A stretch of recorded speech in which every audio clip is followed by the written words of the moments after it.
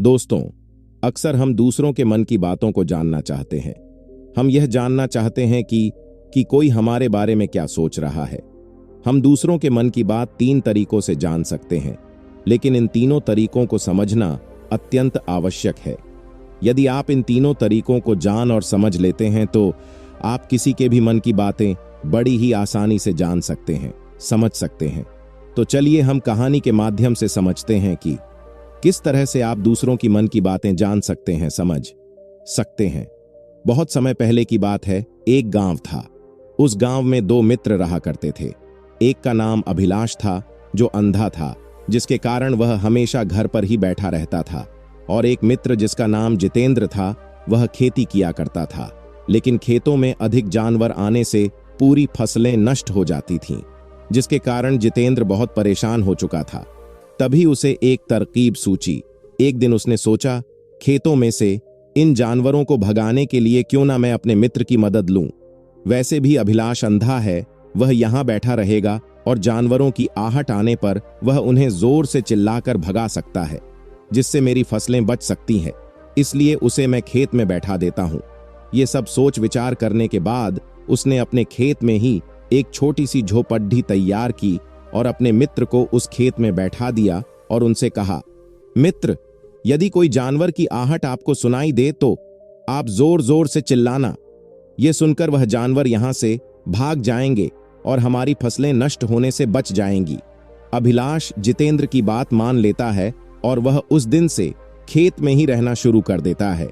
जब भी किसी जानवर की आहट उससे सुनाई देती तो वह तुरंत जोर जोर से चिल्लाना शुरू कर देता, जिससे वह जानवर उसके खेतों से भाग जाते। ऐसा करते करते कई दिन बीत चुके थे। तभी एक दिन उसके खेत में एक हिरण भागता हुआ आता है और वह खेत के बांध को तोड़कर वहां से भाग गया, लेकिन उसी हिरण का पीछा करते हुए एक राजा भी उस खेत में आ पहुंचा। तभी राजा की नजर अभिलाष पर पड़ी है। राजा उससे कहता है, देखो, मैं यहां पर एक जानवर का पीछा करते हुए आया हूं। क्या तुमने उस जानवर को यहां पर देखा है? इस पर वह कहता है, देखिए राजन, मैं तो अंधा हूं, मैं भला किसी जानवर को कैसे देख सकता हूं, लेकिन मैं आपको इतना जरूर बता सकता हूं कि जो जानवर मेरे खेतों से होकर भागा है वह आपके लायक नहीं है। आप उसके पीछे अपना समय यूं ही बर्बाद कर रहे हैं। राजा उस अंधे व्यक्ति की बात सुनकर बड्ढा अचरज में पड़ गया। वो ये सोचने लगा कि आखिर यह तो अंधा है, फिर इसे कैसे पता कि जिस हिरण को मैं तलाश रहा हूं वह हिरण मेरे लायक है ही नहीं। यहां अंधा व्यक्ति मुझे कैसे बता सकता है? तभी राजा उससे कहता है, कहीं तुम झूठ तो नहीं कह रहे हो? एक तरफ तुम ये कहते हो कि तुम अंधे हो और दूसरी तरफ तुम ये भी कह रहे हो कि जो जानवर यहां से भागा है वह मेरे लायक नहीं है। इस पर अभिलाष कहता है, हे राजन, जिसे आप एक हिरण्य समझ रहे हैं, असल में वह एक हिरणी है और वह गर्भवती है।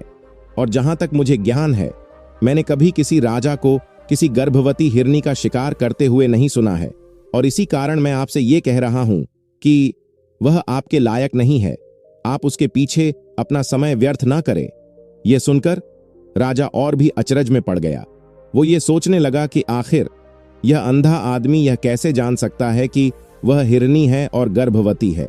राजा कुछ देर सोच विचार करने के बाद अपने सेनापति से कहता है, सेनापति जी, मुझे वो जानवर जिंदा चाहिए, क्योंकि मुझे ये पता करना है क्या वो हिरणी ही है और क्या वह गर्भवती है, क्योंकि यह अंधा आदमी बहुत विश्वास के साथ कह रहा है और मुझे इस बात की पुष्टि करनी है।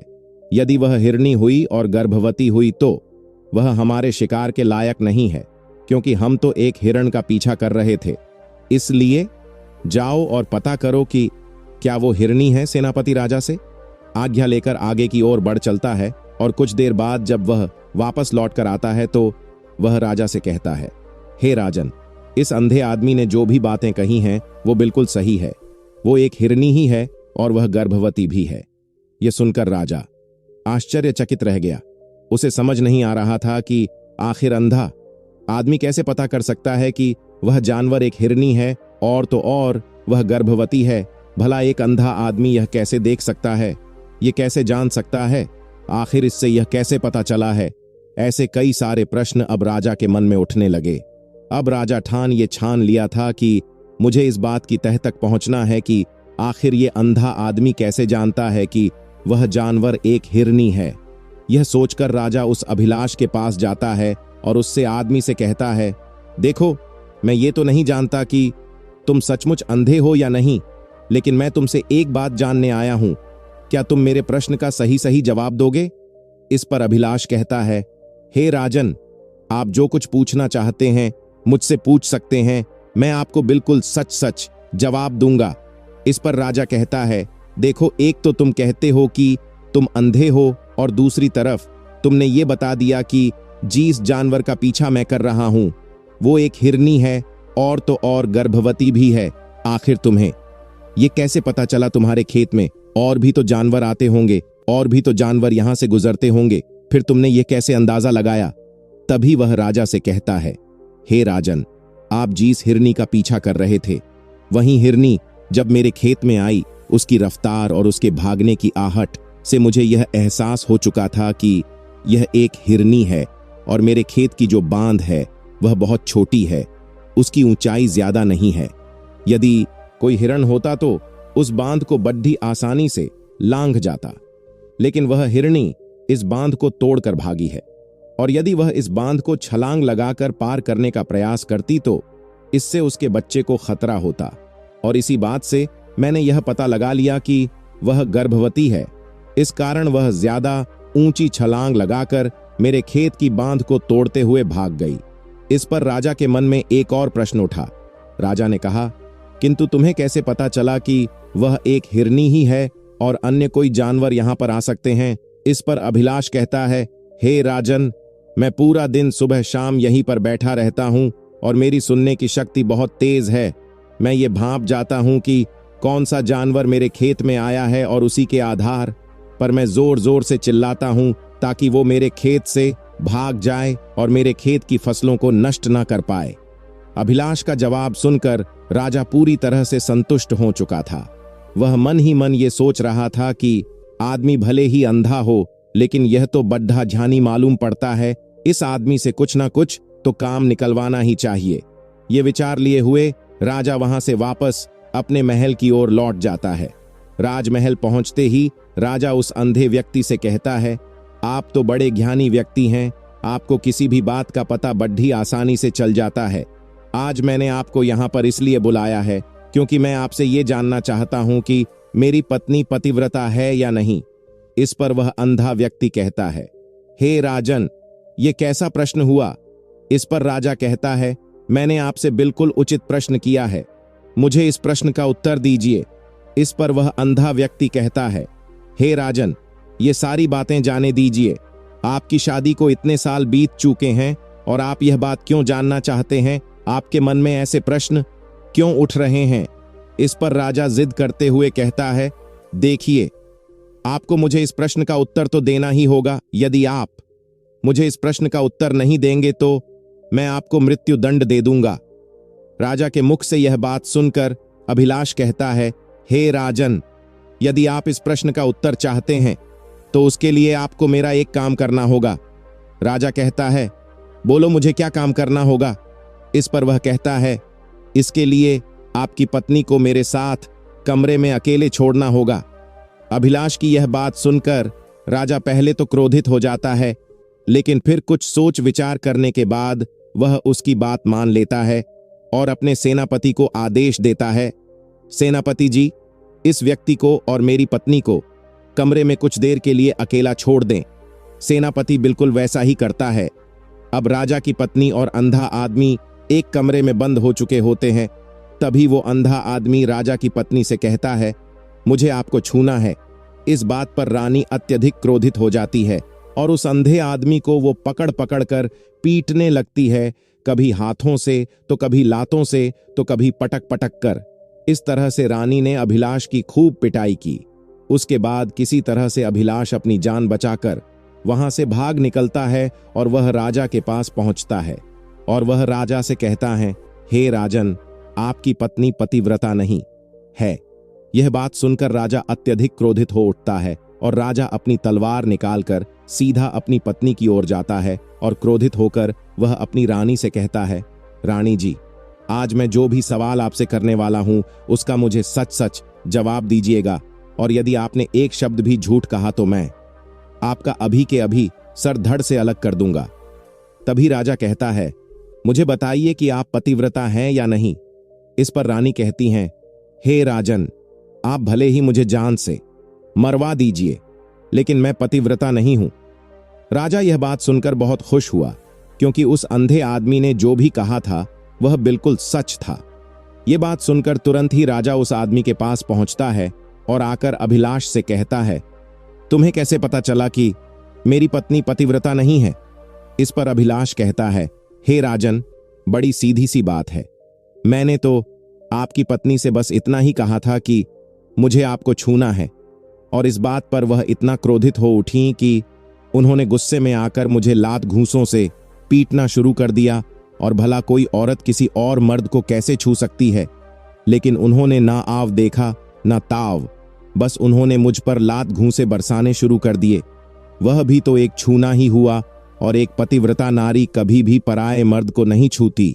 जब मैंने उन्हें छूने के लिए कहा था तो वह उस वक्त मुझे मना कर सकती थी, लेकिन उन्होंने तो मुझे पीटना शुरू कर दिया, और देखते ही देखते उन्होंने मेरे पूरे शरीर को छू लिया। अब आप ही बताएं, ऐसी स्त्री भला पतिव्रता कैसे हो सकती है? इस पर राजा कहता है, तुम तो बड़े ज्ञानी मालूम पड़ते हो। अच्छा ठीक है, चलो तुम मेरे एक प्रश्न का और जवाब दो। यदि तुमने मुझे इस प्रश्न का सही सही जवाब दे दिया तो मैं तुम्हें यहां से जाने दूंगा। आगे राजा उस अंधे आदमी से कहता है कि तुम मुझे यह बताओ, क्या मैं सच में अपने पिताजी का ही बेटा हूं या फिर किसी और का? इस पर वह अंधा भी कहता है, हे राजन, इस बात से आपका क्या लेना देना? आप किसी की भी औलाद हो, आखिर आप हैं तो इस राज्य के राजा, इसलिए इस प्रश्न को जाने दीजिए। लेकिन राजा कहता है, नहीं, मुझे प्रश्न का सही सही जवाब चाहिए, अन्यथा यह प्रश्न मुझे हमेशा परेशान करता रहेगा। इसलिए मैं इसका सही सही जवाब जानना चाहता। यदि तुम इसका सही सही जवाब दे देते हो तो तुम यहां से जा सकते हो, मैं तुम्हें नहीं रखूंगा। इस पर वह अंधा आदमी कहता है, हे राजन, इसके लिए तो मुझे आपके मां के पास भी जाने की कोई आवश्यकता नहीं है। मैं आपको अभी अभी यह बता सकता हूं कि आप किसके पुत्र हैं, लेकिन उससे पहले मैं चाहता हूं कि आप मुझसे एक वादा करिए। आप मुझ पर क्रोध नहीं करेंगे। राजन ने कहा, मैं तुमसे वादा करता हूं, मैं तुम पर क्रोध नहीं करूंगा। अभिलाष राजा से कहता है, हे राजन, आप हैं तो अपने ही पिता के पुत्र, लेकिन आप पर एक कंजूस सेठ की छाया पड़ी हुई है। यह सुन राजा बहुत क्रोधित हो उठा और वह तुरंत तलवार निकालकर अपनी मां के पास जा पहुंचा। वहां पर पहुंचने के बाद अपनी मां से कहता है, मां, मुझे सच सच बताइए, क्या मैं अपने ही पिता का पुत्र हूं या नहीं? यदि आपने मुझे सही सही नहीं बताया तो यहीं पर अपने प्राण त्याग दूंगा। मुझे बताओ, क्या सच है? इस पर उस राजा की मां कहती है, बेटा, तू है तो अपने ही पिता का पुत्र, लेकिन तुम्हारे ऊपर एक कंजूस सेठ की छाया पड़ी हुई है। जब मैं एक बार नहाने के बाद अपना मुंह आईने में देख रही थी, तभी उस कांच के पीछे मुझे कंजूस सेठ नजर आता है और उसी की छाया तुम पर पड़ चुकी है। यह सुन राजा बहुत खुश हो जाता है और वह तुरंत दौड़ा। वापस वो अभिलाष के पास पहुंचता है और उससे कहता है, तुम्हें यह कैसे पता चला कि मुझ पर कंजूस सेठ की छाया पड़ी हुई है? इस पर वह आदमी कहता है, हे राजन, आपने मुझसे बहुत सारे सवाल पूछे जिनका जवाब मैंने आपको सही सही दिया है। यदि कोई और राजा होता तो मुझे इसके बदले में ढेरों सारे इनाम मिल चुके होते, लेकिन अब तक आपने एक फुटी कौड़ी तक नहीं दी है। इस बात से ही मैंने अंदाजा लगा लिया था कि आप बहुत कंजूस हो। यह बात सुनकर राजा जोर जोर से हंसने लगा और कहता है कि आप जो भी मांगेंगे वह मैं आपको अवश्य दूंगा, लेकिन मुझे यह बताओ कि तुम्हें कैसे पता चल जाता है कि कौन सी बात सही है और कौन सी गलत? तुम किसी भी बात का इतना सटीक और सही जवाब कैसे दे पाते हो? इस पर अभिलाष कहता है, हे राजन, मैं तो वैसे ही अंधा हूं। यदि मेरी आंखें होती तो मैं किसी की भी मन की बातें बड़ी सरलता से जान लेता। मन की एक भाषा होती है और यह भाषा मनुष्य के शरीर के व्यवहार के रूप में देखी जा सकती है। उसकी आंखों, उसके काम करने के तरीके से, उसकी क्रिया से पता किया जा सकता है कि उसके मन में क्या चल रहा है। उसके आधार पर हम किसी के भी मन की बातें जान सकते हैं, लेकिन मैं तो अंधा हूं, मैं देख नहीं सकता। इसलिए यदि मुझे कोई बात जाननी हो तो अगले आदमी को कुछ काम देना पड़ता है, जिस पर वह व्यक्ति किस प्रकार काम करता है, किस तरीके से इस काम को करता है, उसके आधार पर कि मैं यह पता कर पाता हूं कि उसके मन में क्या चल रहा है। तभी वह राजा कहता है, तो क्या इसका अर्थ यह हुआ कि मैं भी किसी के मन की बातें जान सकता हूं? इस पर वह अंधा आदमी कहता है, हे राजन, अवश्य आप भी किसी भी व्यक्ति के मन की बात जान सकते हैं, किंतु उससे पहले आपको अपने ऊपर काम करना होगा, और वह काम है अपने मन को शांत कर अपने मन को वर्तमान में लाना, जिसके लिए मैं आज आपको 3 तरीके बताने वाला हूं। और ये तीनों ही बहुत सरल है, किंतु उससे पहले आपको एक काम करना होगा। आपको अपनों मन को एकाग्र करना होगा। जब हम अपने मन को एकाग्र करते हैं, अपने मन को वर्तमान में लाते हैं, तो हम दूसरे के मन की बात जान सकते हैं। यदि हम अतीत में हुई घटनाओं के बारे में सोच रहे हैं तो वह जो अगला आदमी वर्तमान में सोच रहा है, वर्तमान में अपने मन में बात कर रहा है, वह हम कैसे जान पाएंगे? क्योंकि हम तो अतीत की घटनाओं में डूबे हुए हैं। इसलिए किसी के भी मन की बात जानने के लिए सबसे पहले हमें हमारे मन को एक करना होगा, उसे वर्तमान में लाना होगा। आगे अभिलाष राजा से कहता है, हे राजन, जो 3 तरीके मैं आपको बताने वाला हूं, इन 3 तरीकों से बड़ी आसानी से किसी के भी मन की बातें जान सकते हैं। उसके बाद वह राजा से कहता है, हे राजन, जो सबसे पहला तरीका है वह है आंखों पर ध्यान देना। किसी व्यक्ति से बात करते वक्त उसकी आंखों में देखना, उसकी आंखों पर ध्यान देना जो सबसे ज्यादा जरूरी है, क्योंकि आंखें बोलती नहीं पर बहुत कुछ कह जाती है। यदि हम किसी व्यक्ति की आंखों के इशारों को समझना सीख जाए, हम यह जान पाएंगे कि व्यक्ति के दिमाग में क्या चल रहा है, वो क्या सोच रहा है और अभी वह क्या करने वाला। मेरे पास आंखें नहीं, लेकिन मैंने अपने गुरु से यह विद्या सीखी है, क्योंकि बहुत सालों पहले मेरे पास आंखें थीं और मैं उस वक्त लोगों के मन की बातें केवल उनकी आंखों से ही जान लेता था।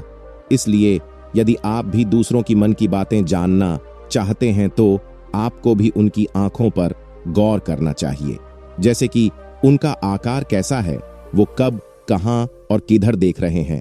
यदि उसकी आंखें यहां वहां घूम रही है जब आप उससे बातें कर रहे हैं, तो वहां वह इधर उधर मुड़ रहा है, कभी ऊपर तो कभी नीचे या कभी आसपास, या फिर उसकी आंखें खुश नजर आ रही हैं या फिर आंखें निराश नजर आ रही है, जैसे कि चोर होता है। फिर उसकी आंखों में जब हम देखते हैं तो हमें यह पता चलता है कि अगले आदमी ने कोई गलती की है। यदि आपको यह पता लगाना है कि सामने वाला व्यक्ति आपसे झूठ कह रहा है या फिर सही, तो आपको उसकी आंखों पर ध्यान देना अति आवश्यक है।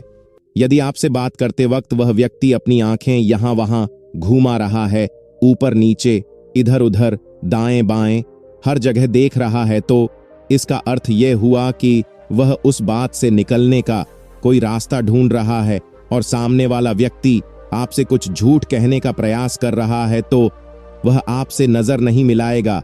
वह यहां वहां देखेगा, ऊपर नीचे देखेगा, लेकिन वह आपकी आंखों में आंखें डालकर कभी नहीं देख पाएगा, क्योंकि उसे डर है कि यदि उसने आपकी आंखों में आंखें डालकर देखी तो उसका झूठ पकड़ा जाएगा और लोगों को सच्चाई का पता चल जाएगा। और इसी प्रकार कुछ और भी भाषाएं होती हैं। जब आप किसी की आंखों में आंखें डालकर ये देखना शुरू कर देंगे कि उसके हाव भाव क्या है, ठीक उसी प्रकार चेहरे के हाव भाव होते हैं, जिससे हम मन की बातें बड़ी आसानी से समझ सकते हैं और इन्हें भी समझना बहुत जरूरी है। कभी कभी कोई व्यक्ति अपने चेहरे से, जैसे आंख, होंठ और बहुत से कुछ अलग अलग व्यवहार करता है। यदि आप किसी व्यक्ति के चेहरे पर गौर करेंगे तो आप आसानी से समझ पाएंगे कि वह व्यक्ति निराश है या व्यक्ति बहुत उदास है या फिर वह बहुत खुश है या फिर उसे कोई बहुत बड़ा दुख है। वह अपने अंदर क्या महसूस कर रहा है, ये सारी बातें हम उसके चेहरे के हाव भाव से पता कर सकते हैं। फिर चाहे इंसान जुबान से कुछ बोले या ना बोले, लेकिन आप उसके चेहरे से सब कुछ पता कर सकते हैं। आगे अभिलाष राजा से तीसरा तरीका बताते हुए कहता है, राजन, इसी प्रकार तीसरी भाषा भी है। वह है हाथों के इशारे और शरीर का व्यवहार मन की बात समझने के लिए।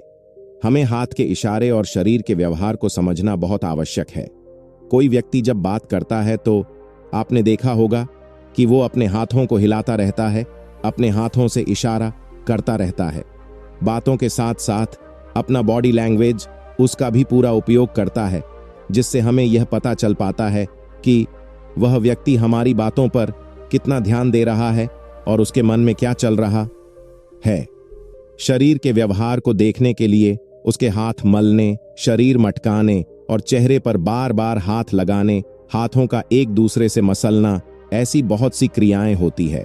उस पर हमें ध्यान देना अत्यावश्यक है। मन की बात को समझने के लिए हमें शरीर के व्यवहार को भी समझना पड़ता है। यदि हम इन 3 तरीकों को सही तरीके से ध्यान देकर इन 3 तरीकों को अच्छे से समझ लेते हैं तो हम बहुत जल्दी किसी भी व्यक्ति के मन की बातें बड़ी सरलता और सहजता से जान सकते हैं। इसलिए यदि आपको किसी के मन की बातें जाननी है तो आपको उसकी आंखों पर, उसके चेहरे पर, उसके शरीर के हाव भाव को और उसके हाथों को ध्यानपूर्वक देखना और समझना होगा, जिससे आप ये समझ पाएंगे कि आखिरकार उसके मन में क्या चल रहा है और वह क्या सोच रहा है। लेकिन उससे पहले आपको अपने मन को एकाग्र करना होगा, शांत करना होगा और अपने मन को वर्तमान में लाना होगा। अन्यथा आप यदि अतीत की घटनाओं में व्यस्त हैं, भविष्य की योजनाओं में व्यस्त हैं, तो आप उस व्यक्ति के हाव भाव पर कभी ध्यान ही नहीं दे पाएंगे और ना ही आप कभी यह समझ पाएंगे कि आखिर उस व्यक्ति के मन में क्या चल रहा है, वह क्या सोच रहा है। तो मित्रों, मुझे उम्मीद है कि आपको इस कहानी से एक अच्छी सीख मिली होगी। ये कहानी आपको कैसी लगी हमें कमेंट बॉक्स में कमेंट करके जरूर बताएं। अगर आप इस चैनल पर नए हैं तो सब्सक्राइब जरूर करें। धन्यवाद।